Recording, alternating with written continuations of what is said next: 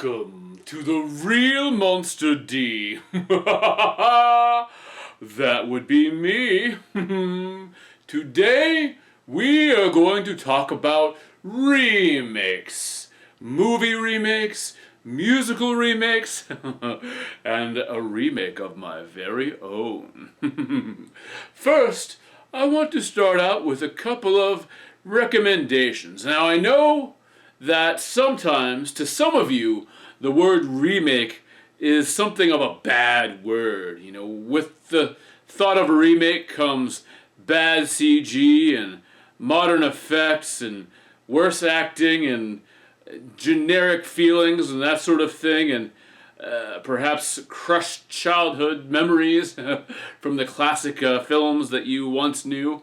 But today, I have a pair of what I'm going to call just dependable remakes. Remakes that you can really trust and can definitely use some more views.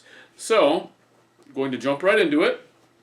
The first remake I have is the 1998 remake of, not Godzilla, Mighty Joe Young. Yes. This one, a remake of the classic, I believe it was 1946 film, definitely has its own personality. You know, starting out with a heavy anti-poaching theme, you know, really leaning in on the concept of helping to preserve Joe and helping him to escape, and also showing his own sort of heroic, sort of humane side, if you will.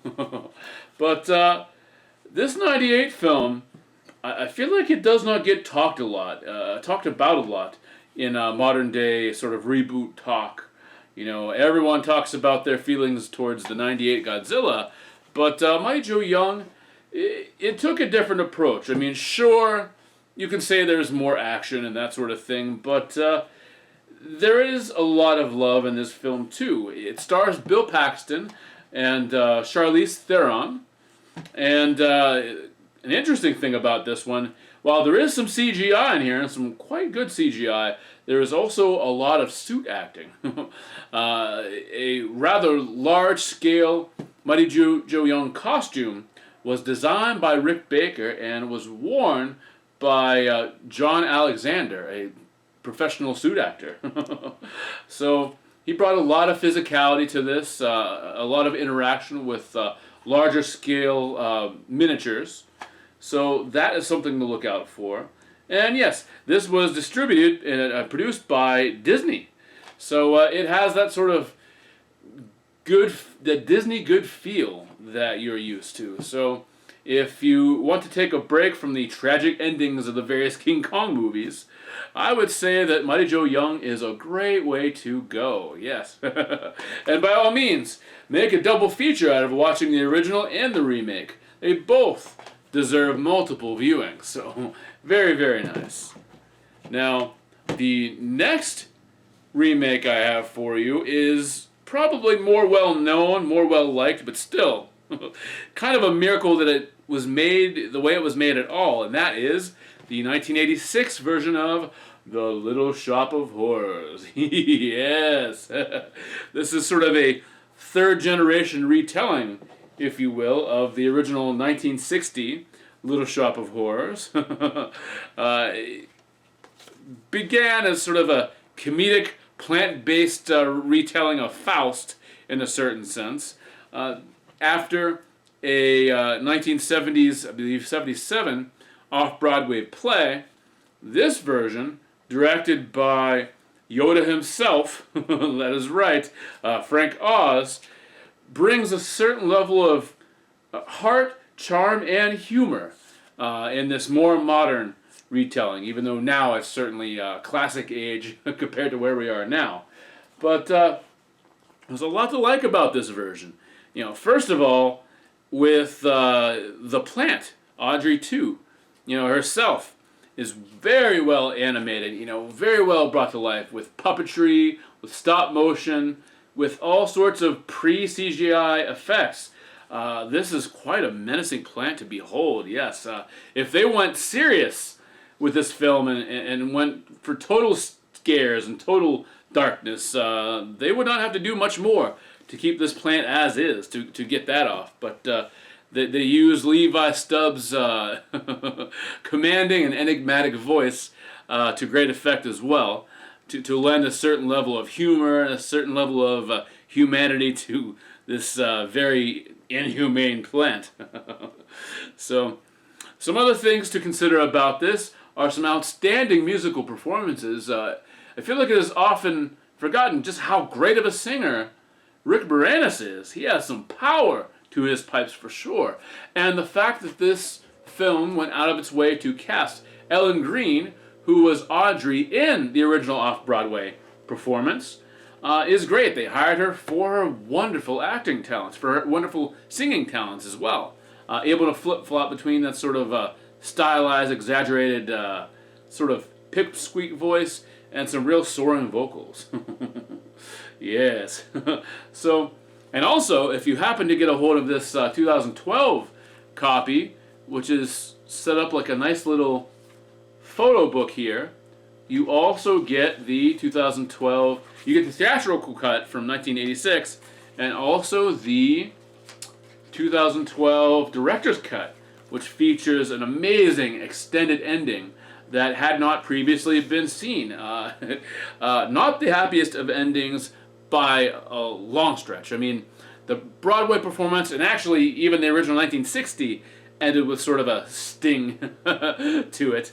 So this really follows suit in the tradition of its predecessors. But it takes that and ramps that up all the more with a great big budget. And I do highly recommend watching both the theatrical as well as the director's cut of this. They both have their place in the cinematic world, yes. If you do choose to watch both of these amazing movie remakes, I highly recommend, especially if you do the director's cut, going with Little Shop of Horrors first and then Mighty Joe Young, just to make sure that you finish the entire experience with a true feel-good moment there. So, what are some amazing, trustworthy remakes that you have come across? Feel free to leave your comments below. Song covers are a tried and true, and some might say almost stale tradition, but there's nothing quite the same as when a band covers or remakes its own songs.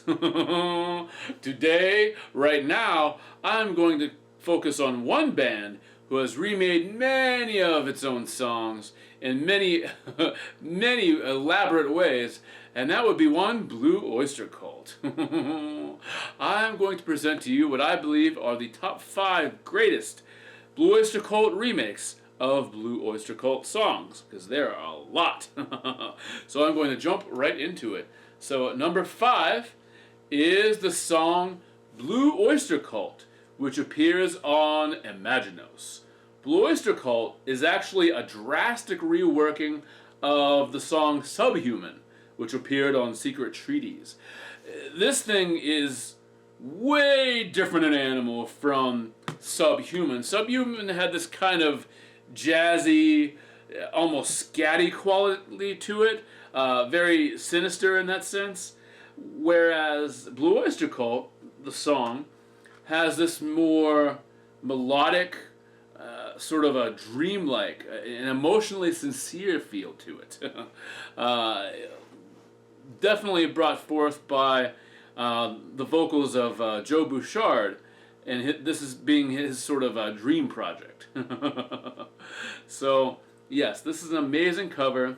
Again, a lot of the lyrics are different, but they begin at the exact same way with the I am become, and they also feature the same exact chorus about the oyster boys swimming for the shore, but the arrangements are so very different.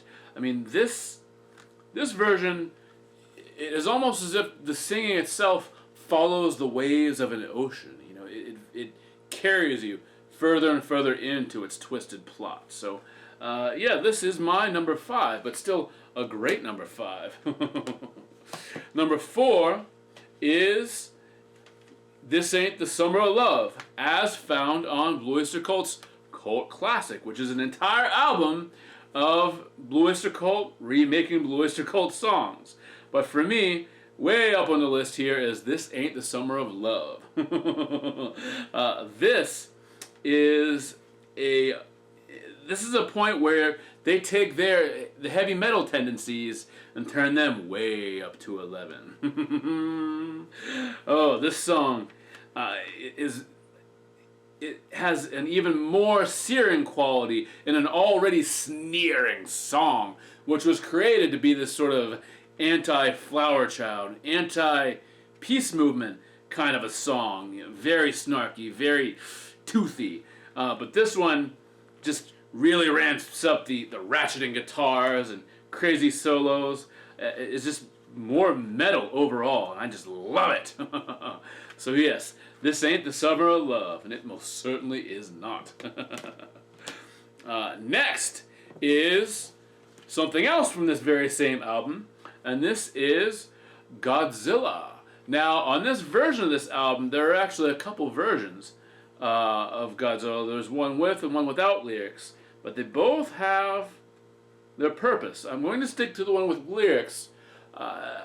This one actually has a certain level of personal fondness for me.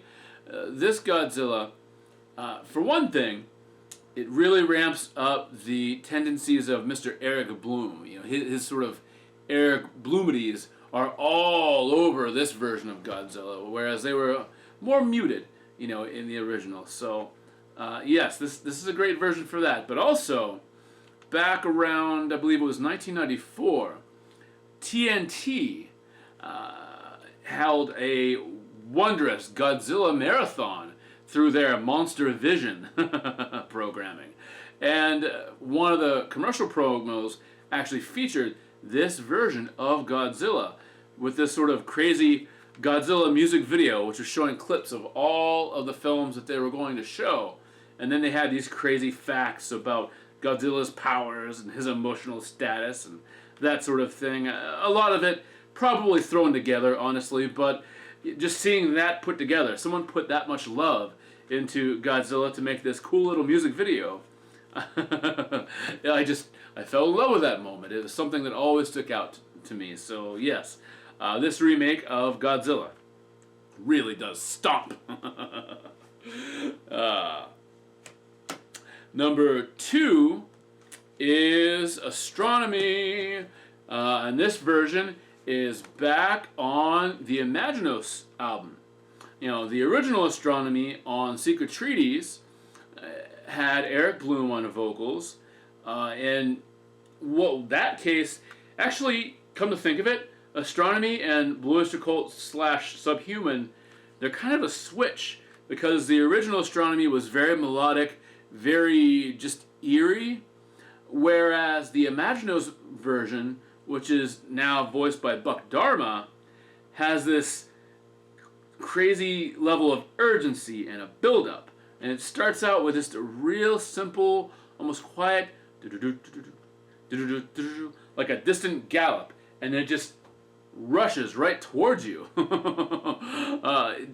This one really just throws me in, and I do not disparage the original Astronomy at all. It is a classic, but for me, this one just has so much more life and energy to it. I love it. So, yes, Imaginos version of Astronomy is my number 2.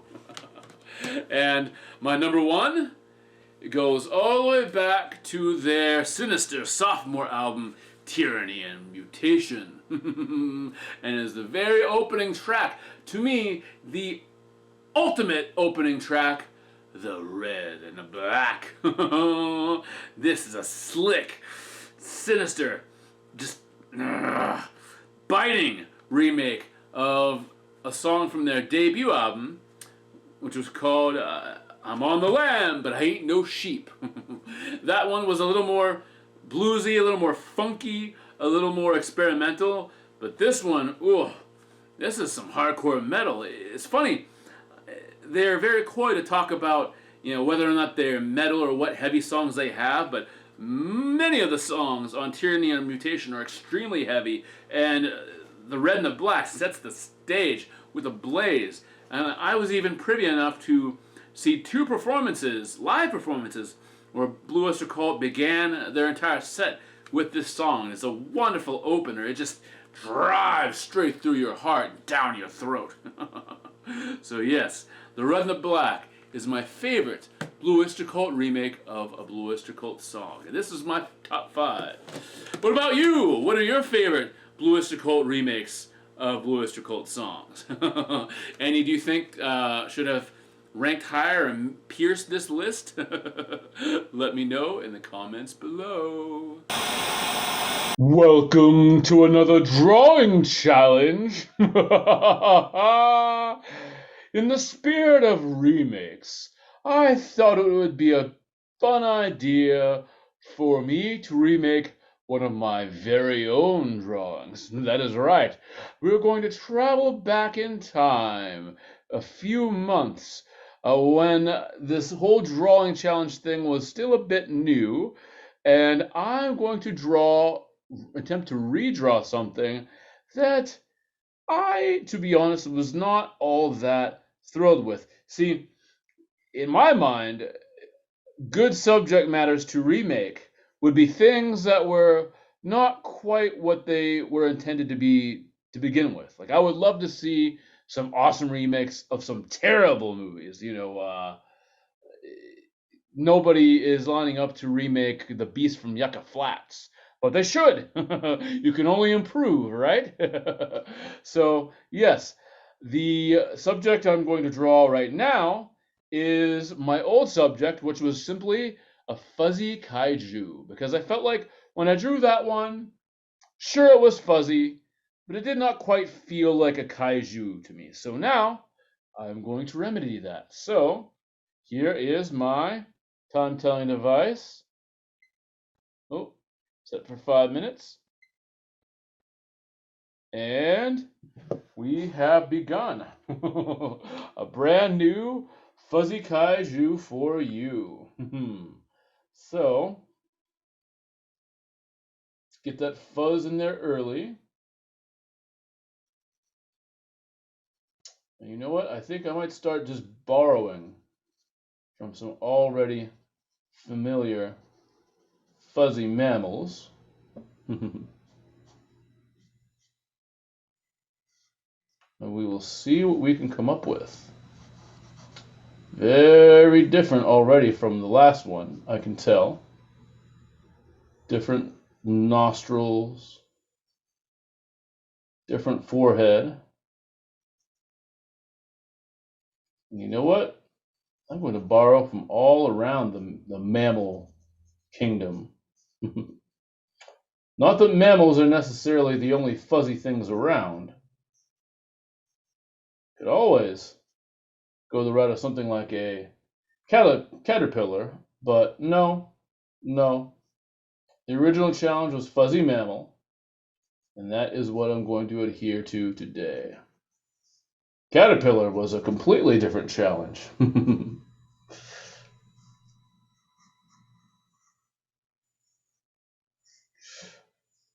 Make a different kind of a mouth there.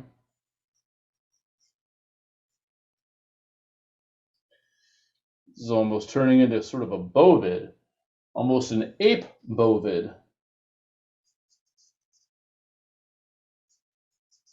Maybe I'll just keep rolling with that idea.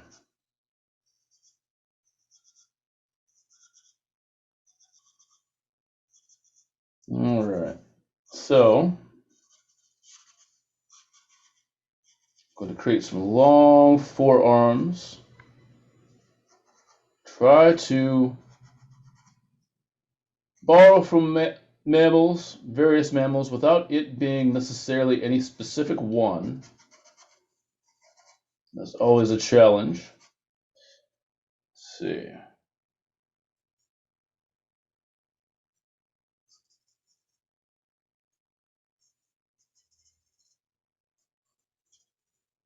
All right. Now, I'm going to try to create something new here in the form of sort of a knuckled hoof, if that makes sense.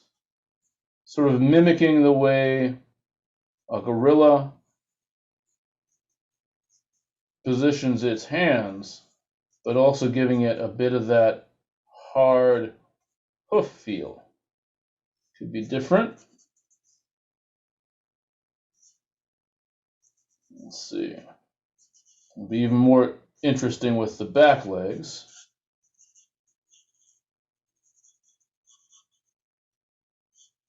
The back legs, I'm going to go ahead and give this fellow sort of a cloven hoof. Not intended to be a reference to the band, but hey, they are awesome. So, if you have taken a trip down through my playlist of drawing challenges, what have been some of your favorites? Are there some that you like more than others? Perhaps the very first, which was my forsooth fungus, or perhaps you liked some of the gourd dinosaur and monster drawings I did. What do you like? What would be some of your favorite subjects to see turned into monsters? What are some subjects you think might actually challenge me, really challenge me, and give me more difficulty? If you like more of a challenge, feel free to mention that down below. Perhaps I can accommodate. All right. Highlight some of those underlines. This is definitely a very different monster from what I had before. I am definitely not just trying to remake the same thing. Just another fuzzy mammal. Remake the core idea, you could say. Oh, there we go. All right. Little shade in the back leg. And I'll call that it.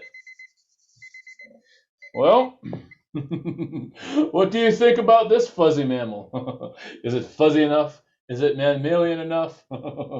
Compare it to the original. And which do you prefer? Feel free to let me know. Well, I hope you enjoyed this drawing challenge as well as this remake video entire. If you did, feel free to please scratch that like button and toll that bell so you can be ready, willing, and salivating for the very, very, very next episode of The Real Monster D. Stay monstrous. Ah.